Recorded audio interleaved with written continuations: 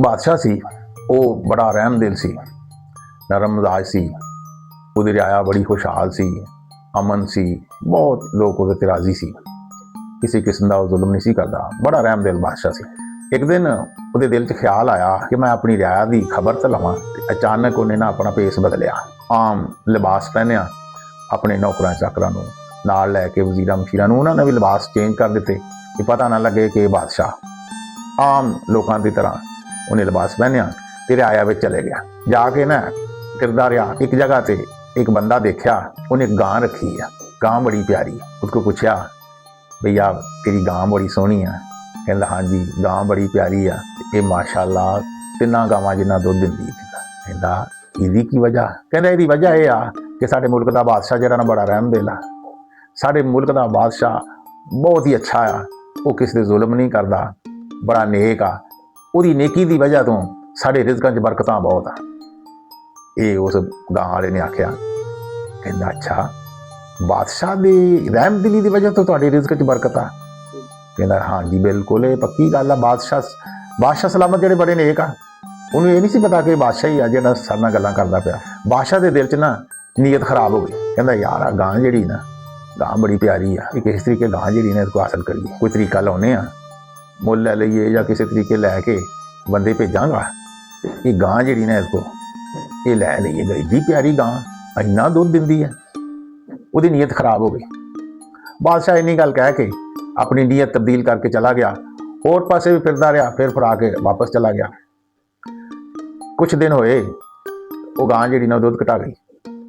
दुध घटाउंदी जिथे 3 गावां का दुध दिंदी सी उत्थे 1 जिन्ना ही रह गया, 1 तो भी थोड़ा थोड़ा घट गया बहुत। फिर एक दिन ख्याल आया बादशाह नूं कि चलिए वो गां वेख के ते आईए, वो हिसाब किताब लाइए, उसदा ला के ते कोई तरीका ला के तो गां लैके आईए। जदों बादशाह तो दोबारा पहुंचा ना, उन्होंने कहता वो बड़ा अफसोस ना बैठा, बड़ा परेशान, मफलूकुल हाल, खस्ता हाल, परेशान। उदन बड़ा खुश सीगा। कहता तेनू की होया, की गल अज बड़ा परेशान आ? कहता परेशानी काहदी आ, गां मेरी जी इन्ना दुध दिंदी सी अगे, वो दुध ही सारा सुक गया उसदा। कहता तू उन्होंने पट्ठे घट पाउंदा होएगा? कहता नहीं पट्ठे पूरे पाई दे, दाना पूरा पाई दा। कहता जिथे चराउंदा सी वो चरागा जिहड़ी अगे कोई चंगी होएगी, हुण तू होर चरागा चराउंदा होएगा? कहता नहीं बाज मैं इनू उसे चरागा चराउणा, सरसबल चारा उन्नी टहल तवादा उन्नी करी दी है। कहता फिर मसला की है? कहता बस साडे मुल्क का जिहड़ा बादशाह ना उसकी नीयत को खराबी आ गई है, उसकी नीयत वो जुल्म करन ते तुल गया।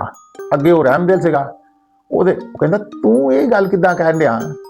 ਕਹਿੰਦਾ ਨਹੀਂ ਇਹ ਗੱਲ ਪੱਕੀ ਗੱਲ ਆ। ਕਹਿੰਦਾ ਪੱਕੀ ਕਿੱਦਾਂ? ਉਹ ਕਹਿੰਦਾ ਸਾਡੇ ਬਜ਼ੁਰਗਾਂ ਨੇ ਸਾਨੂੰ ਦੱਸਿਆ ਸੀ ਬਈ ਜਦੋਂ ਮੁਲਕ ਦਾ ਬਾਦਸ਼ਾਹ ਨੇਕ ਹੋਵੇ, ਰਹਿਮਦਿਲ ਹੋਵੇ, ਆਵਾਮ ਦੇ ਉੱਤੇ ਆਪਣੀਆਂ ਕੋਈ ਜ਼ੁਲਮ ਨਾ ਕਰਦਾ ਹੋਵੇ ਤੇ ਉਦੋਂ ਮੁਲਕ ਖੁਸ਼ਹਾਲ ਹੁੰਦਾ ਤੇ ਰਿਜ਼ਕ 'ਚ ਬਰਕਤਾਂ ਹੁੰਦੀਆਂ, ਹਰ ਬੰਦਾ ਖੁਸ਼ ਰਹਿੰਦਾ। ਜਦੋਂ ਉਹ ਜ਼ੁਲਮ ਕਰਨ ਦਾ ਇਰਾਦਾ ਕਰ ਲਵੇ ਜਾਂ ਉਹਦੇ ਜ਼ੁਲਮ ਕਰਨ ਦੀਆਂ मतलब कि ਜ਼ੁਲਮ ਕਰਨਾ ਸ਼ੁਰੂ ਕਰ ਦੇਵੇ ਜਾਂ ਇਰਾਦਾ ਕਰ ਲਵੇ ਤੇ ਮੁਲਕ ਦੇ ਵਿੱਚ ਖੁਸ਼ਹਾਲੀ ਖਤਮ ਹੋ ਜਾਂਦੀ ਆ, ਬੰਦੇ ਤੰਗਦਸਤੀ ਆ ਜਾਂਦੀ ਆ। ਇਸ ਕਰਕੇ ਨਾ ਮੇਰਾ ਪੱਕੀ ਗੱਲ ਆ ਇਹ ਜਿਹੜਾ ਨਾ ਉਹ ਬਾਦਸ਼ਾਹ ਜਿਹੜਾ ਨਾ ਉਹਦੇ ਦਿਲ 'ਚ ਕੋਈ ਖਰਾਬੀ ਆ ਗਈ ਆ। ਹੁਣ ਬਾਦਸ਼ਾਹ ਨੂੰ ਤਾਂ ਪਤਾ ਸੀ ਵੀ ਖਰਾਬੀ ਤੇ ਆਈ ਹੈ, ਵਾਕਿਆ ਹੀ ਆਈ ਹੈ। ਕਹਿੰਦਾ ਅੱਛਾ ਚਲੇ ਗਿਆ ਬਾਦਸ਼ਾਹ ਆਪਣੇ ਮਹੱਲੇ ਚਲ ਗਿਆ। जाके ना उन्हें सजदा रेज हो गया, अल्लाह की बारगाह तौबा की, या अल्लाह मेरे को गलती हो गई है, मैं किहड़ा दिल च इरादा कर बैठा। एक गरीब आदमी सी, उसकी गां उहदे कोल सोहनी लगदी आ, मैं एवें अपने दिल च ख्याल किया कि गां मेरे को होनी चाहिए। अल्लाह कोलों माफ़ी मंगी, अल्लाह ताला ने उन्होंने माफ़ी देती। जो माफ़ी देती चंद दिनों तो बाद आहिस्ता आहिस्ता देखा तो गां का दुध बढ़ गया। गां फिर उस तरह दुध देने लग पई, उस तरह खुशहाल हो गई, उसकी तबीयत में खुशहाली आ गई तो बड़ा सोहना ठीक ठाक हो गया। फिर बादशाह आया एक दिन, आके कहंदा सुना हुण की हाल चाल आ? कहंदा हुण अल्लाह च ठीक आ, गां भी ठीक आ, सब कुछ ठीक आ, लगदा बादशाह की नीयत जिहड़ी ठीक हो गई है।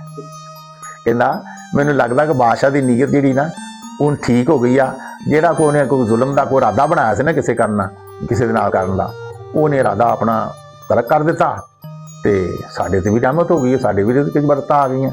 ਬਾਦਸ਼ਾਹ ਕਹਿੰਦਾ ਅੱਛਾ ਬੜੀ ਗੱਲ ਹੈ ਯਾਰ, ਤੇਰਾ ਅਕੀਦਾ ਬੜਾ ਪੱਕਾ ਹੈ, ਤੇਰੇ ਬਜ਼ੁਰਗਾਂ ਨੇ ਜਿਹੜੀ ਗੱਲ ਤੈਨੂੰ ਦੱਸੀ ਹੈ ਉਹ ਗੱਲ ਬੜੀ ਸਹੀ ਹੈ, ਸੱਚੀ ਗੱਲ ਹੈ। ਉਹਨੇ ਫਿਰ ਨਹੀਂ ਦੱਸਿਆ ਕਿ ਮੈਂ ਬਾਦਸ਼ਾਹ ਹਾਂ, ਲੇਕਿਨ ਬਾਦਸ਼ਾਹ ਨੇ ਆਪਣੀ ਰਿਆਇਆ ਦਾ ਪਤਾ ਇਸ ਤਰੀਕੇ ਕੀਤਾ ਔਰ ਪਤਾ ਲਾ ਕੇ ਆਪਣੇ ਮੁਤਲਕ ਵੀ ਲੋਕਾਂ ਕੋਲੋਂ ਪਤਾ ਲੱਗਾ ਕਿ ਲੋਕਾਂ ਦੇ ਦਿਲਾਂ ਦੇ ਵਿੱਚ ਬਾਦਸ਼ਾਹ ਦੇ ਮੁਤਲਕ ਕੀ ਖਿਆਲਾਤ ਆ, ਸਾਰੇ ਖਿਆਲਾਤ ਦਾ ਵੀ ਪਤਾ ਕੀਤਾ। ਤੇ ਇਸ ਤਰ੍ਹਾਂ ਕਰਕੇ ਉਹ ਇੱਕ ਗਾਂ ਵਾਲੇ ਦੇ ਕੋਲੋਂ ਉਹਨੂੰ ਸਾਰੀ ਗੱਲ ਦੀ समझ आ गई। वीडियो अच्छी लगे तो कमेंट करना और चैनल सब्सक्राइब करना।